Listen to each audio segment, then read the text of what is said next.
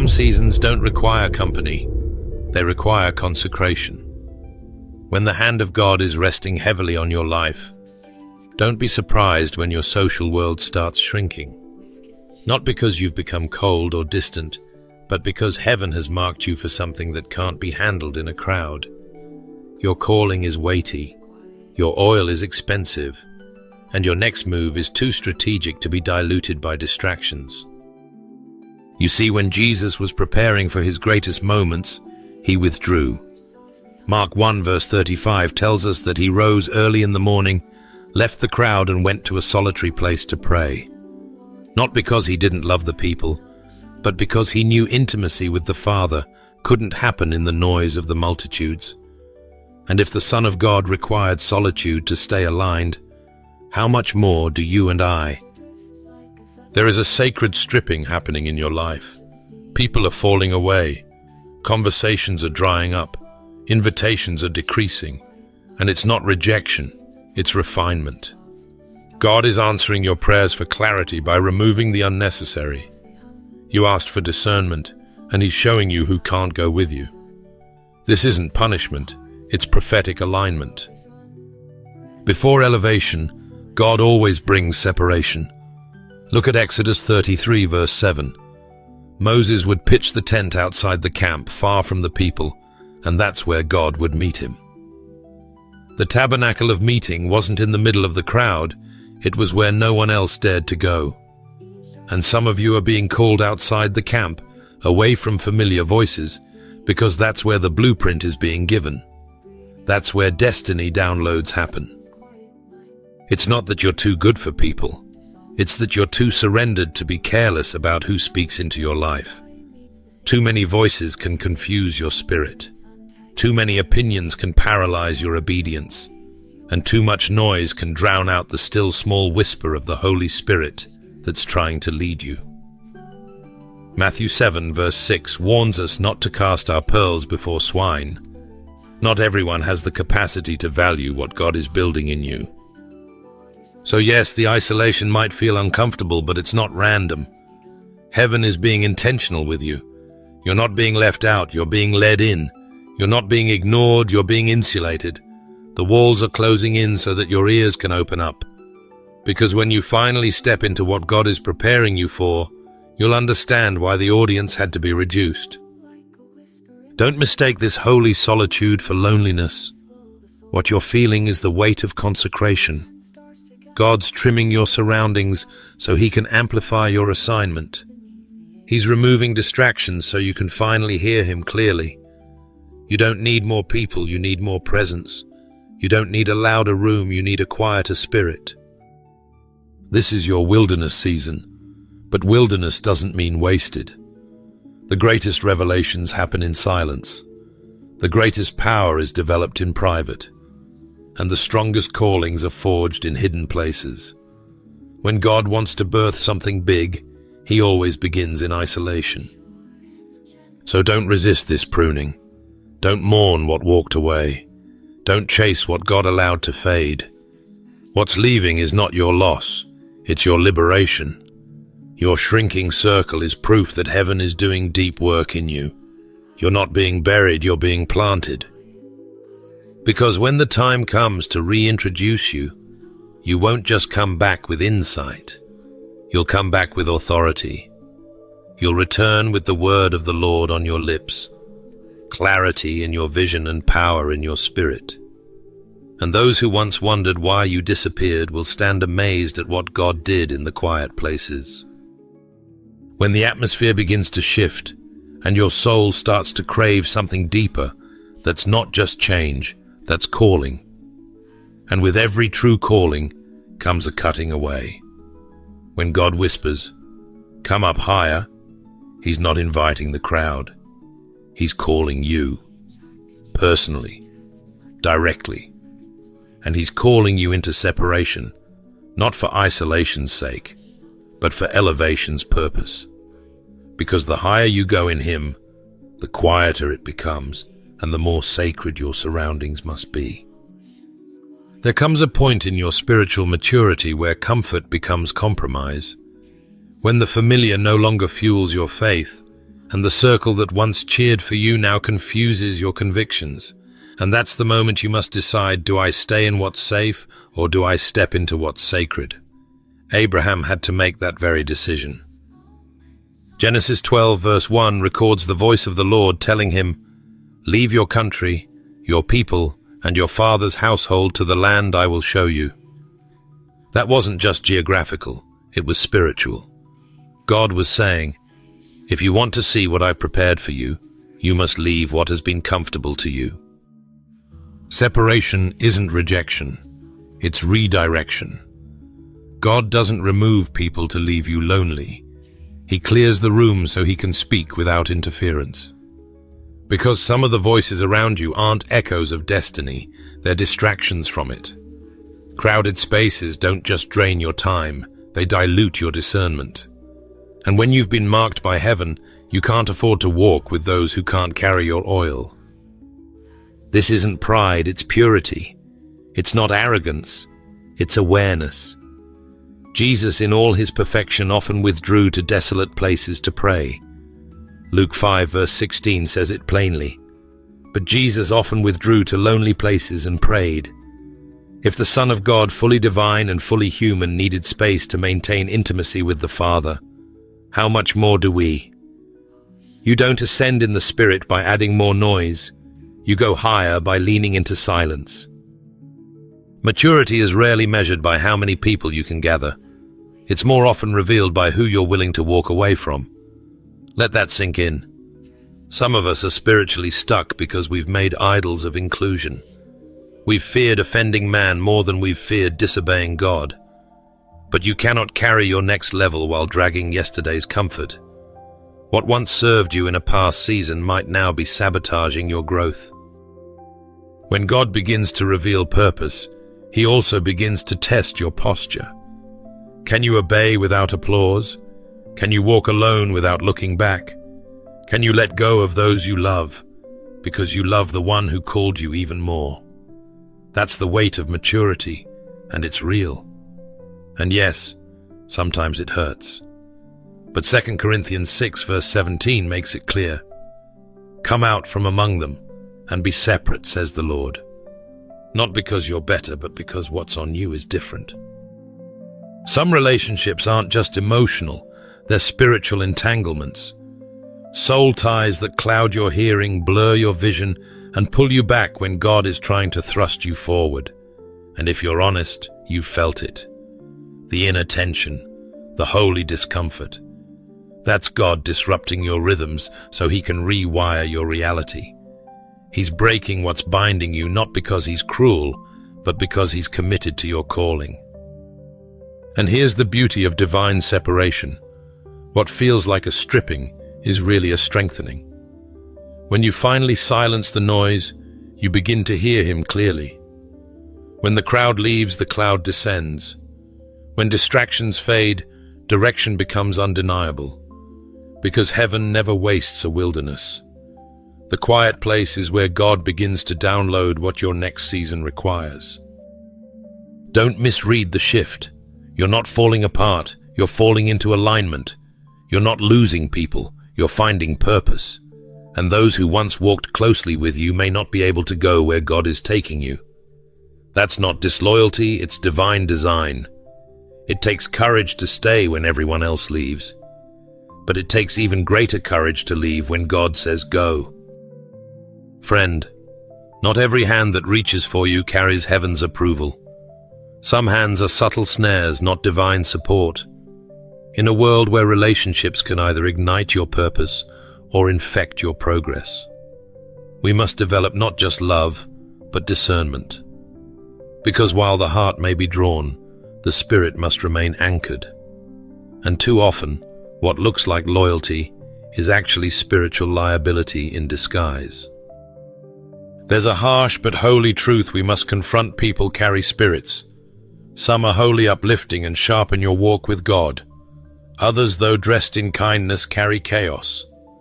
Proverbs 13 verse 20 says, "Walk with the wise and become wise, for a companion of fools suffers harm." That verse isn't just a suggestion, it's a spiritual warning. Proximity is power, and if you walk too closely with the wrong people, their warfare becomes yours. Their compromise becomes your contamination. It's not always the outwardly rebellious or obviously toxic that pose the greatest risk. Sometimes it's the friend who flatters but doesn't pray.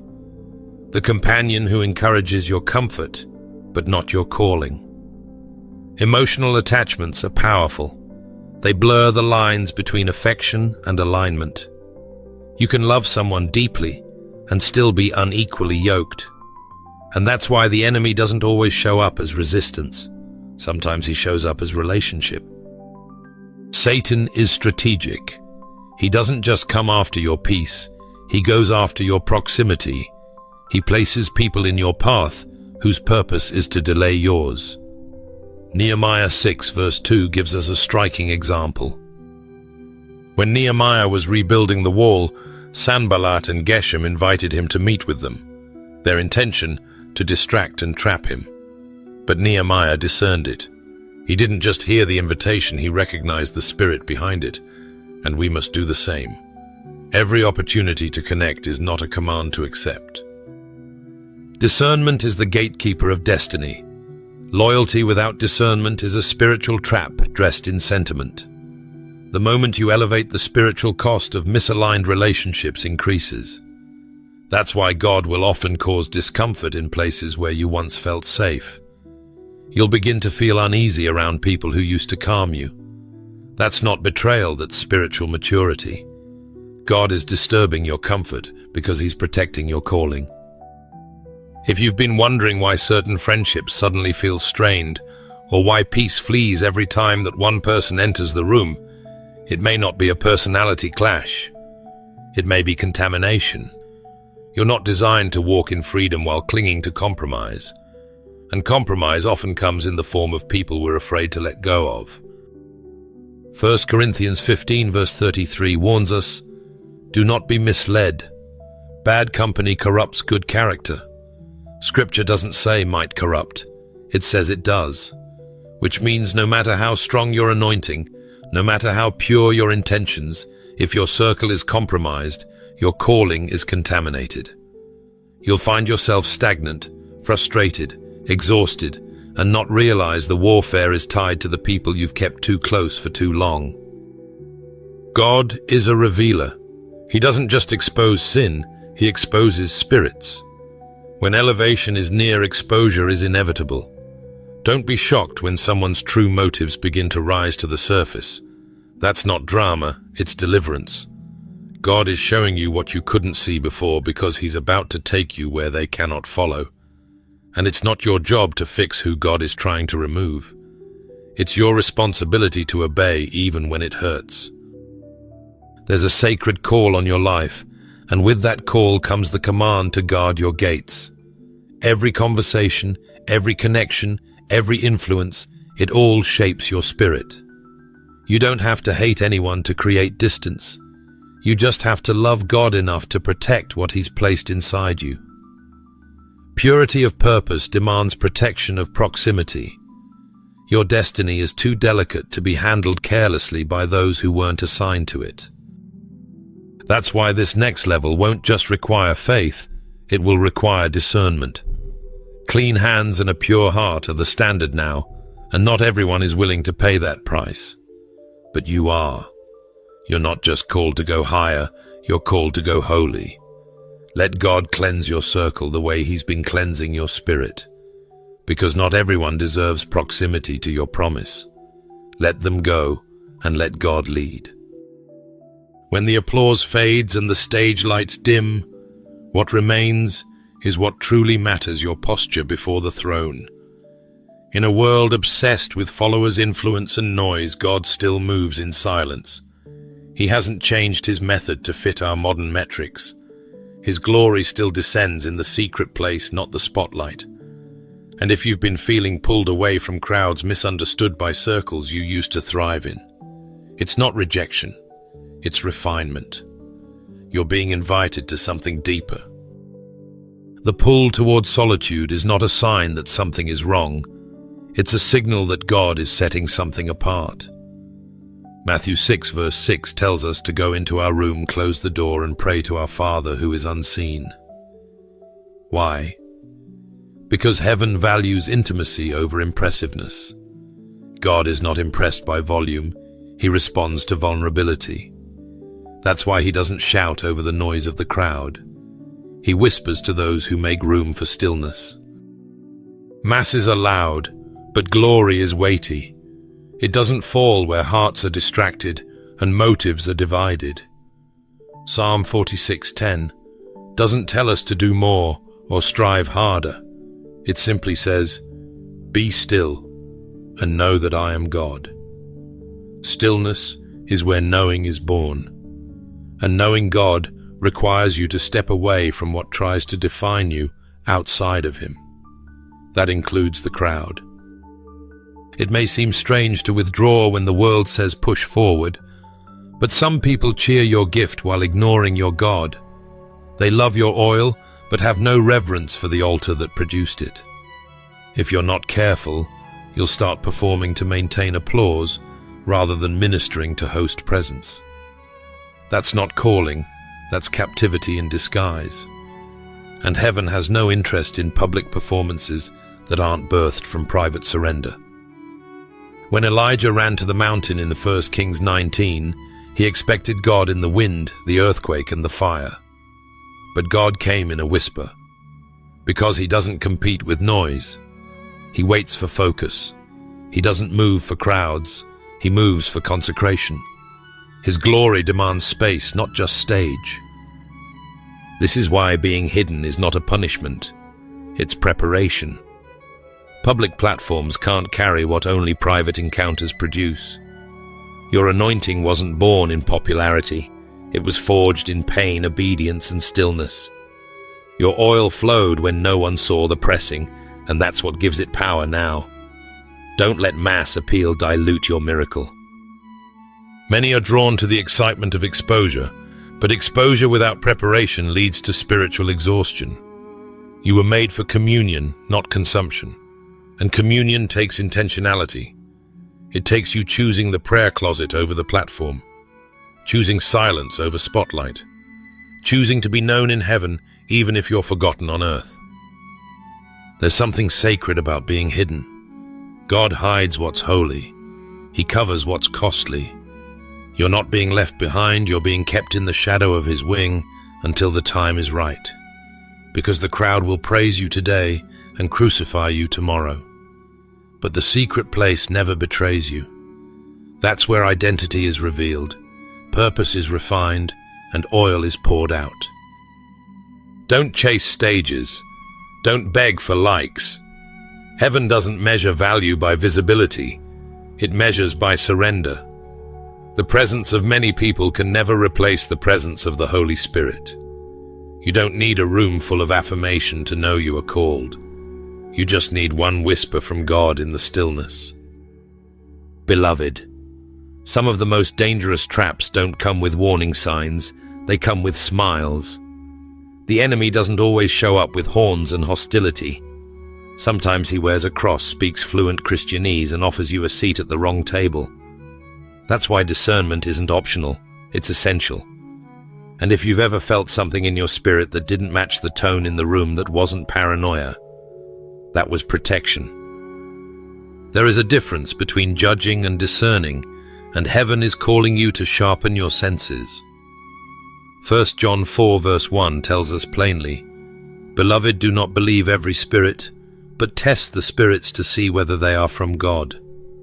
Not every person carrying a Bible carries the Spirit. Not every blessing is a gift. Some are bait. And the only way to know the difference is to walk in the wisdom of the Holy Spirit and be unafraid to honor what your soul detects. You've been graced with peace for a reason. It's not just a fruit. It's a compass. When someone enters your space and your peace exits, don't dismiss that. That's the Spirit saying, guard your gates. Philippians 1 verse 9 to 10 echoes this truth by praying that your love would abound more and more in knowledge and all discernment, so you may approve what is excellent. That means there will be things that look good, sound right, feel familiar, but are not heaven-sent. We live in a world that celebrates inclusion at all costs, but in the realm of the spirit, inclusion without discernment is how destinies get derailed. The wrong voices, even in the right season, can hijack your assignment. Discernment is how you protect the anointing. Discernment is how you stay aligned with what heaven has built in you. Proverbs 4 verse 7 declares, "Wisdom is the principal thing. Therefore get wisdom, and with all thy getting get understanding." Wisdom helps you build, but discernment helps you maintain. Some attacks don't look like battles. They look like brunch. They look like DMs filled with affirmation. They look like business opportunities wrapped in compromise. And if you're not sensitive in the spirit, you'll embrace something that was meant to exhaust you. But you weren't called to entertain what offends your peace. You were called to protect what God is doing in you, even if that means distancing yourself from what everyone else calls safe. The enemy doesn't mind you praying. He doesn't mind you posting scriptures. What terrifies him is when you start to discern, because discernment cuts through performance. It exposes motives. It silences manipulation. When you discern, you don't just react, you respond in wisdom. You don't just see people, you see spirits. You don't just hear words, you measure weight. So if lately you've been feeling uneasy around certain people, if conversations that once seemed harmless now stir confusion, if atmospheres shift when someone enters the room, listen to that. That's your gift waking up. That's heaven alerting your senses. The Holy Spirit does not stutter. If he's nudging you, it's because your future is worth guarding. And sometimes the boldest act of obedience is walking away quietly. Be more loyal to your peace than their presence. If it costs your clarity, it's too expensive. If it blurs your boundaries, it's not from God. Some connections are sent not to sharpen you, but to sift you. And some of you have been drained not because you lack strength, but because you've ignored red flags. Grace may open the door, but wisdom decides who gets to stay. Discernment will keep you from assigning covenant titles to counterfeit hearts. It will keep you from dancing with Delilahs while you pray for deliverance. It will keep you sober when flattery comes dressed as favor. And it will make you bold enough to say no, even when saying yes would win applause. This is not the season to tolerate spiritual compromise. You've been marked, set apart, and filled for something weighty. Don't lose your oil by entertaining what God never sent. If they make your spirit shrink, if your purpose feels muted, if your hunger for holiness begins to waver, that's your cue to exit. This is what it means to walk as the chosen. You don't just move by sight, you move by spirit. You don't just love everyone, you test every spirit. And you don't apologize for guarding what grace has entrusted you to carry. Your discernment is not a weakness, it's your weapon, and it's time to use it. Sometimes the loudest move God makes is complete silence. Not because he's absent, but because he's training. When heaven goes quiet, it isn't void, it's focused. Divine strategy often starts in stillness. And if you've been wondering why the noise around your life has faded, it's because the Spirit is sharpening something in you that needs silence to grow. You're not being ignored, you're being incubated. The silence you feel is sacred space where identity is forged, character is purified, and vision becomes unshakable. Just because God is not speaking in the way you expected doesn't mean he isn't speaking at all. Isaiah 30 verse 15 reminds us that in quietness and trust is our strength. That means heaven builds power in the whisper, not the roar. There are things God can only give you in solitude, things too weighty to be deposited in public. Many crave platforms, but few are willing to stay in the cave long enough to be trusted with the oil. Luke 1 verse 80 says that John the Baptist grew strong in spirit and lived in the wilderness until the day of his public appearance. He wasn't forgotten, he was being formed. And when the time came, his voice carried fire. You're not in delay, you're in development. God is weaponizing your wisdom, anchoring your heart, teaching your ears to discern the faint sound of his whisper. Habakkuk 2 verse 3 says, "The vision is for an appointed time. Though it tarries, wait for it, it will not lie." This means the silence is not indefinite, it's intentional. God is preparing the atmosphere around you and the spirit within you to collide at the right moment. The enemy wants you to think silence means abandonment, but spiritual maturity understands that silence often signals proximity. The teacher doesn't talk during the test. Heaven isn't punishing you, it's perfecting you. You're not unseen, you're undercover, hidden by God to be revealed in power. This hiddenness is not rejection. It's protection from exposure that would destroy what God is building. So let the quiet train you. Let the stillness make you sharp. This is where your roots go deep. This is where your discernment heightens. This is where God fine-tunes your vision. Crowds may celebrate the fruit, but God shapes the seed. What he's doing in you right now will speak louder than anything you could post, perform, or promote. Your silence is birthing something the noise couldn't hold. You may feel like momentum has slowed, like the winds of progress have stalled, but you're gaining spiritual muscle. Heaven knows what battles are ahead, and God would rather have you prepared in silence than exposed in weakness. Elevation without preparation is a setup for collapse. So trust the process. Let the quiet do its work. Because when God finally does release you, what comes out of your mouth will shake atmospheres. Some of the greatest warriors didn't start on platforms, they were trained in secret. David didn't learn how to fight giants in front of crowds. He learned in fields facing lions and bears with no one watching but heaven. When the time came, he didn't flinch because the silence had already taught him who he was. Your quiet season is not a pause, it's a proving ground. God is stripping distractions. He's silencing lesser voices so you can hear him clearly. This kind of clarity isn't birthed in chaos, it's refined in consecration. He's not asking you to perform, he's asking you to press in, to lean into the hush and trust that the strategy is unfolding behind the veil. When God seems silent, it's not because he lacks a plan, it's because the next instruction is so specific, so critical, that you must be fully still to hear it. And if your surroundings feel dim, if the phone calls have slowed, if the doors seem to be on hold, don't panic. That's divine alignment taking place. God is pulling you out of the familiar because what's coming next won't be like anything you've seen before. And only those trained in silence will be trusted with the sound. Friend, when God starts calling you higher, one of the first things he often does is change your surroundings. Not just your scenery, but your circle. Because purpose doesn't just come with an assignment, it comes with a standard. And everything connected to you has to either support that standard or be released. That's the uncomfortable, holy tension of alignment. John 15 verse 2 says that every branch that bears fruit, he prunes so that it may bear more. That means reduction isn't rejection, it's refinement. You can't pray for divine alignment and cling to relational convenience. Those two paths diverge.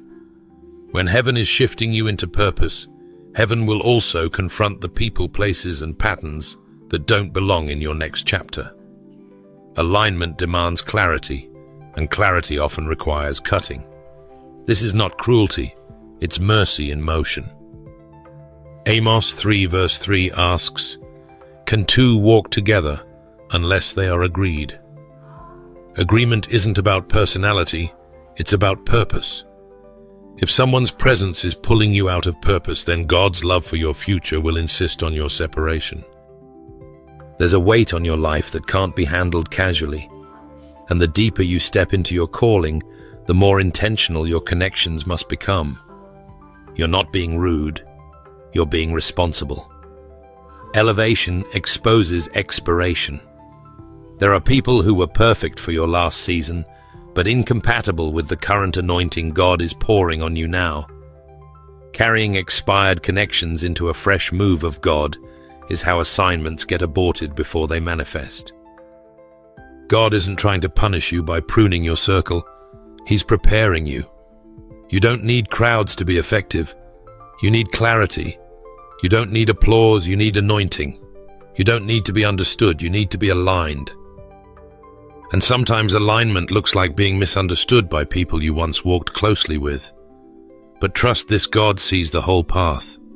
He knows the weight of the promise. He knows the cost of distraction. He knows the risk of divided loyalty. And He will remove whatever threatens your destiny before it has the chance to delay it.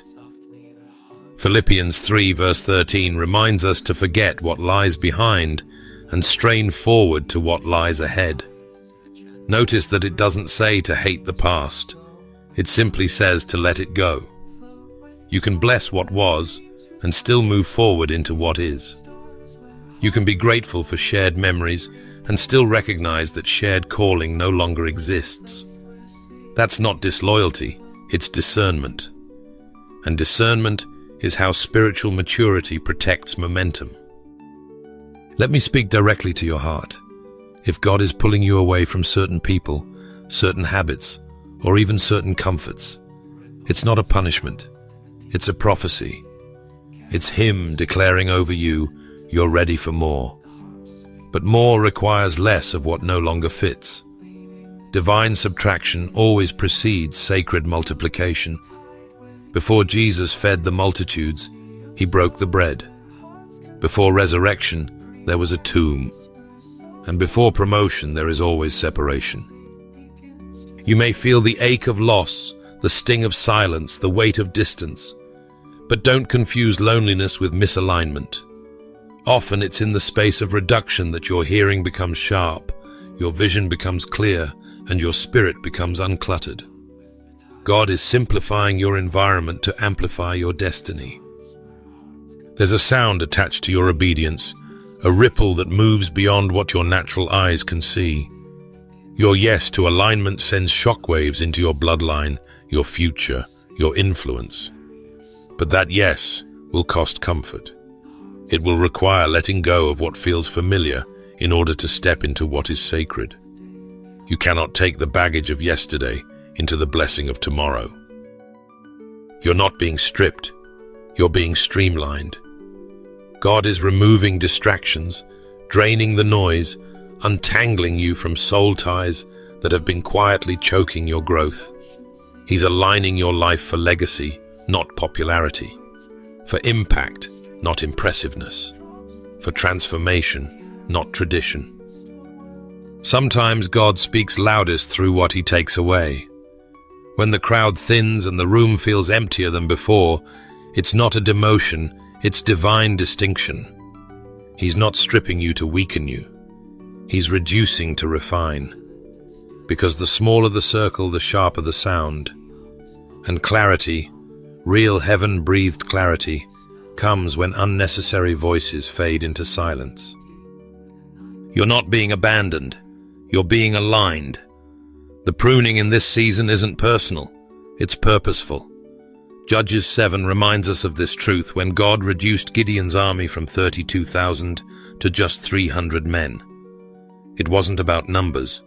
It was about trust, about purity, about God getting the glory. The fewer God kept, the stronger the outcome became. Because when heaven moves, it doesn't need a crowd.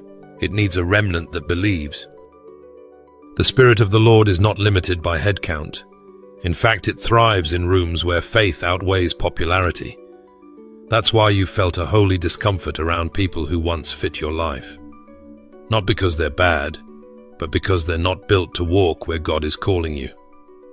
As God raises your spiritual standard, He also reduces the influence of those who can't carry the weight of your calling. It's not cruelty, it's clarity. There are assignments on your life that demand protection, not applause. God will remove whoever threatens the purity of that calling. Zechariah 4 verse 6 reminds us that what's coming won't be by might, nor by power, but by His Spirit. That means your next victory won't be determined by how many people are with you, but by how surrendered you are to the one who called you. When he's the majority in your space, nothing can stand against you. Smaller circles build stronger roots, and it's in these tight spaces that your discernment grows. When fewer people speak into your spirit, you can hear God more clearly. This is why Jesus himself, though surrounded by multitudes, chose only 12 to walk closely, and even among the 12 there were 3 he brought into the most sacred moments. Not because he loved others less, but because the weight of glory requires trusted ground. Let that sink deep. Not everyone can handle what you carry, and God knows that. He knows your heart, your sensitivity, your capacity. That's why the friendships you've been losing aren't always the enemy's attack. They're sometimes heaven's filter. God is simplifying your environment so he can amplify your impact. You don't need a large following. You need a strong foundation. And foundations aren't built in public. They're forged in private, with the few who are forged by fire and anchored in truth. You've been asking God for confirmation, for direction, for deeper revelation. And he's answering not by increasing your audience, but by decreasing your distractions. The fewer you allow in, the more space he has to fill. Matthew 18 verse 20 says, "Where 2 or 3 are gathered in his name, he is in the midst." That means his power doesn't wait for crowds, it manifests in consecration. When God removes, he also repositions. And what feels like loss may actually be the setup for divine partnerships. You're not being left behind, you're being launched forward. And those who are meant to walk with you will recognize the same sound, the same urgency, the same hunger for holiness. They won't be drawn to your image, they'll be connected to your oil. These are the ones who will intercede when others observe, who will war in the spirit when others wait for results. They may be few, but they're fire-tested and heaven-sent. Let God choose your people. Let him purify your space. He doesn't anoint crowds, he anoints vessels. And sometimes it takes emptying a room for that vessel to be filled. What you're stepping into next is too weighty for opinions, too sacred for compromise, too strategic for cluttered circles. God is gathering a remnant around you, not to entertain you, but to equip and align you. You may feel like the numbers are dropping, the support is fading, the familiarity is disappearing, but don't panic. That's the sign that heaven is working. Power is often built in quiet places through quiet people with loud faith. You are not being overlooked, you are being overhauled. You don't need everyone, you need the right ones. And when the right ones come, you'll know. Because the room will be smaller, but the spirit will be heavier. And where the Spirit of the Lord is, there is liberty, clarity, and strength for the journey ahead. There comes a moment in your healing journey when comfort becomes a cage. You look around and realize that the very voices telling you to stay are the same ones that keep echoing your old wounds. And deep in your spirit, God is whispering, "Leave to live." Because sometimes the wound doesn't stop bleeding until you walk away from the one who keeps cutting you. This isn't about bitterness, it's about boundaries. It's about choosing what God has for you over what history tried to convince you was normal. Some places feel familiar, but they aren't faithful to your future. The truth is, you can't heal in the presence of what hurt you. Just like a scab can't form when it's constantly picked, your heart can't mend when it's always in the hands of someone who broke it. I know it's not easy. Many of us are loyal to dysfunction because it once felt like love. But loyalty without alignment leads to delay. And when God begins calling you up, he'll first call you out of the environment that suffocates your growth, out of the cycle that keeps you replaying the past, out of the presence of those who only see the version of you they can control. 2 Corinthians 6 verse 14 draws a sharp boundary for us, reminding us that light and darkness cannot walk in unity. That's not rejection, it's divine protection. Some connections are not compatible with your healing. They remind you of who you were, not who you're becoming. And as long as you stay planted in that soil of trauma, you can't grow into the tree of purpose God designed you to be. Trauma echoes louder in spaces where no one values your transformation. But when you step into an atmosphere where peace presides, your soul begins to breathe again. Your mind clears. Your spirit rises. That's not just emotional release, it's spiritual alignment. Don't let guilt tether you to places where grace can't grow. Healing requires safe surroundings. It requires room to grieve, space to process, and air to breathe. Isaiah 43 verse 18 to 19 says, "Forget the former things. Do not dwell on the past. See, I am doing a new thing." But that new thing can't emerge if you're still entangled in old places. Some doors don't just need to close, they need to be locked behind you. God isn't asking you to hate them. He's asking you to honor Him by honoring your healing. Some people you have to love from a distance, not because you're cruel, but because you're called. Because the next season of your life demands clarity, and God won't shout over toxic noise to reach your heart. Psalm 147 verse 3 declares that God heals the brokenhearted and binds up their wounds. But even the healing touch of heaven works best in holy environments. You're not weak for needing distance. You're wise. And wisdom isn't always loud. It's often quiet obedience. It's that moment when you pack up your peace and leave the room, not because you're running, but because you're finally ready to rise. Closure doesn't require confrontation. It requires courage. You don't need their permission to stop bleeding. You just need God's direction, and He's already given it. There's a version of you waiting on the other side of separation. One that no longer tiptoes around pain, but walks boldly into purpose. One that doesn't shrink to fit rooms that can't contain your healing. One that says, "I bless you, but I must go." That's not betrayal. That's obedience. That's holiness in motion. Let this sink deep in your soul.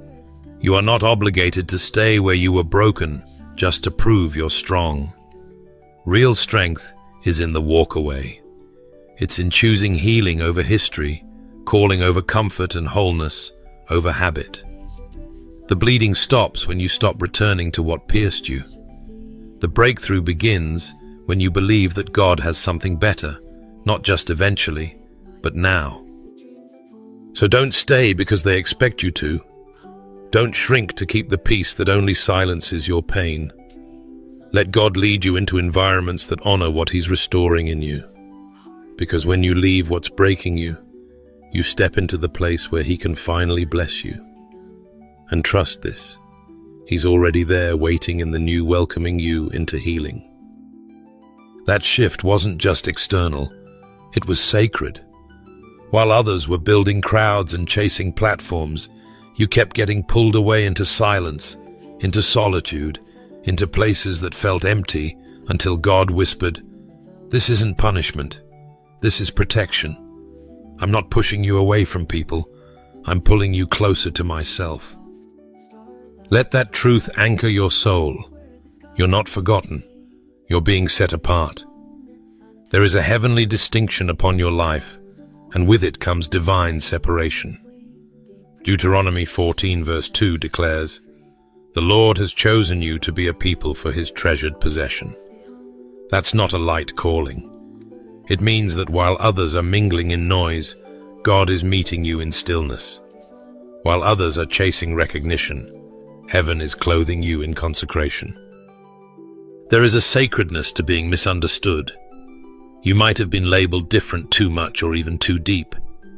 But don't let earthly labels shake your heavenly identity. The more heaven has marked you, the less earth will be able to define you. Being set apart means being separated for holy use. That's not rejection, it's refinement. Romans 8 verse 30 reminds us that those God predestined, He also called justified and glorified. Your isolation isn't accidental, it's deeply intentional. It's the divine blueprint unfolding. What feels like loneliness is often God emptying your space so He can fill it with clarity. You weren't meant to blend in. You were called to break patterns, to shift atmospheres, to carry oil that doesn't mix with compromise. And oil flows best in vessels that have been privately crushed, not publicly celebrated. This is why God didn't anoint you in a crowd. He anointed you in the quiet. He anointed you when no one was watching, because what He's placing on your life isn't for show, it's for war. It's for glory. It's for legacy. Heaven doesn't cram its vessels, it consecrates them. Isaiah 62 verse 12 says, "You are sought after, the city no longer deserted." That means your separation is a signal. It's a divine neon light in the spirit that says, "This one is mine." You're being hidden, not because you're unworthy, but because you're too valuable to be exposed prematurely. Some seasons require camouflage, so the enemy can't abort what God is birthing. You've been set apart because the weight of what you carry can't be diluted in the crowd. There's a reason why the most anointed men and women in Scripture spent significant time alone before their public calling exploded. Moses had the wilderness. David had the pasture. Jesus himself often withdrew to lonely places, not because he lacked support, but because intimacy with the Father required undistracted space. If Jesus needed separation to stay aligned with purpose, how much more do we? You are in divine company. Set apart doesn't mean stuck. It means selected, chosen, protected. It means there's a heavenly stamp on your life that can't be erased by earthly opinions. You don't need everyone to understand your process when God is the one writing the story. Let them question your silence. Let them misunderstand your boundaries. Heaven understands, and heaven always honors obedience over popularity. What you're carrying requires a consecrated atmosphere. That's why God is trimming your circle, tuning your ears, and training your spirit. He's not doing it to isolate you. He's doing it to equip you. Some mantles only fit in silence. Some visions only unlock in stillness. That ache you've been feeling, it's not abandonment, it's alignment. You're not being left behind. You're being lifted into another realm of revelation where the noise of the world cannot follow. You were never called to blend in. You were born to shine as a light set on a hill. Being set apart is heaven's way of saying, "You're mine. I have need of you, and I will not share your attention with distractions." Embrace it. Wear it like a crown, because your separation isn't the end. It's the evidence that something holy is being formed in you. Heaven is near, and you're walking in step with the sacred. Beloved, God has been drawing a divine line around your life, not to make you lonely, but to make you holy. You've been wondering why you don't fit, why conversations feel shallow, why your spirit gets agitated in rooms you used to enjoy. It's because you've outgrown what no longer aligns with your assignment. Galatians 1 verse 10 challenges us to ask, am I now trying to win the approval of human beings or of God? That verse doesn't just ask, it cuts. Because the more God sharpens you, the less you'll be understood by those who haven't been called to your level. What looks like rejection is often divine reservation. You weren't pushed away, you were pulled aside, set apart, shielded, because clean vessels don't just carry oil, they protect it. Heaven doesn't pour purpose into containers that are cracked with compromise or crowded with opinions. If God is asking for distance, it's because He's creating distinction. You're not just being removed, you're being refined. Don't grieve the silence. Your voice sharpens in the quiet. The word of the Lord grows loudest when the world gets quietest. Hebrews 12 verse 1 tells us to lay aside every weight and the sin that so easily entangles and run with endurance the race set before us. Sometimes that weight is a person. Sometimes it's a conversation you keep rehearsing. Sometimes it's a loyalty that's become a leash. Letting go isn't quitting, it's qualifying. I know it stings. I know the distance feels unnatural. But this isn't a social shift. It's a spiritual one. And when heaven marks you for a mandate, it will start eliminating distractions so you can walk in power. The fewer who understand you, the clearer your vision becomes. You were never built to be popular. You were crafted to be pure, and purity always costs. But obedience pays in eternal returns. Isaiah 6 verse 8 says, "Here am I, send me." That's not a casual prayer, that's a commissioning. It means saying yes to God, even when it means walking alone. Even when your yes costs you comfort, relationships, or recognition. Because sacred distance is just obedience in disguise. It's heaven's way of aligning your proximity with your purpose. You're not losing people, you're gaining focus. You're stepping out of noise and into destiny. You're walking a narrow road not because you're unworthy of company, but because your assignment is too holy to be handled by many. This isn't about being distant. This is about being delivered from distractions, from deception, from delay. It's about standing where God told you to stand, even if no one claps, even if no one understands. You were never called to echo the crowd. You were created to carry fire, to run with a word, to pierce through darkness with truth. And that kind of mission requires a clean heart, clear vision, and consecrated space. So let the silence be sacred. Let the distance be your obedience. And know this: heaven is not only watching, it's approving.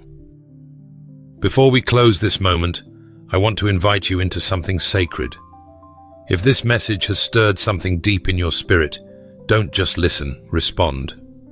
Right now, let's go before the Lord in a fervent, honest, and holy prayer.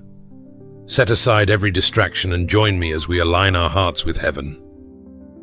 Heavenly Father, we come before you tonight with surrendered hearts.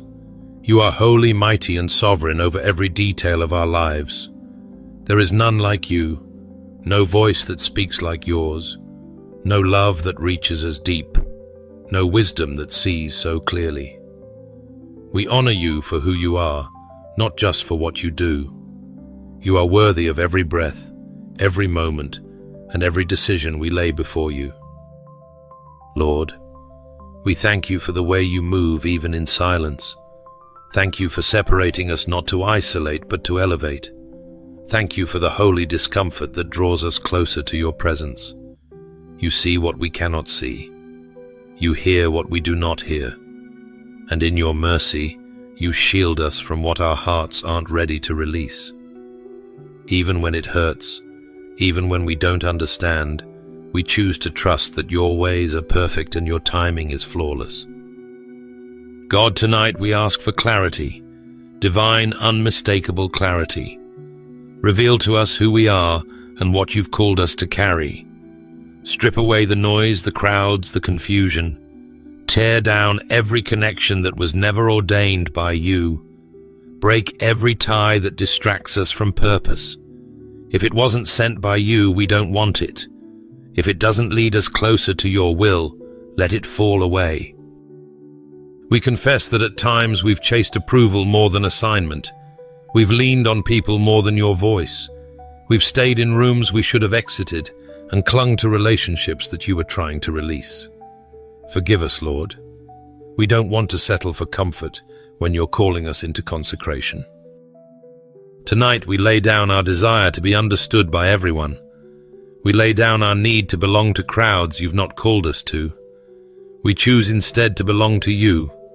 Sanctify our steps, O God. Purify our motives. Search our hearts and remove anything that doesn't reflect your character. Make us holy, not in word only, but in how we walk, how we love, how we listen, and how we lead. Father, we ask for strength to walk the narrow road. Give us boldness to walk away when necessary, grace to let go of what's familiar, and discernment to recognize when a door is divine or a distraction. Teach us to find joy in your presence, even when the room is quiet. Teach us to hear you clearly, even when no one is cheering us on. Let our secret place with you become the most precious space in our lives. We thank you that being set apart is not rejection, it's redirection. We praise you that you don't need a crowd to do something powerful in us. You only need our yes. And tonight we give you that yes. Without hesitation, without explanation. We give you permission to refine us, prune us, and lead us wherever you will. We thank you, God, for the hidden seasons, the ones that shaped us when no one was watching. Thank you for the pain that produced perseverance, the silence that taught us how to listen, and the separation that protected our anointing. We know now it wasn't for nothing. You were preparing us to carry something sacred. And now, Lord, we rest in your sovereignty. We receive your peace. We embrace your path. Let every step from this moment forward be guided by your Spirit, not by pressure. Let our circle be ordained by heaven, not chosen by fear. Let our days be filled with purpose, and our lives marked by your glory. We trust you. We thank you. We love you. In Jesus' name, we pray. Amen. If this message has stirred your spirit or confirmed what God has already been whispering to your heart, I warmly invite you to like this video, subscribe to the channel, and share it with someone who may be in a season of divine separation or spiritual transition. Thank you for being part of this growing community of faith. May God continue to guide, and grow you as you walk boldly in obedience.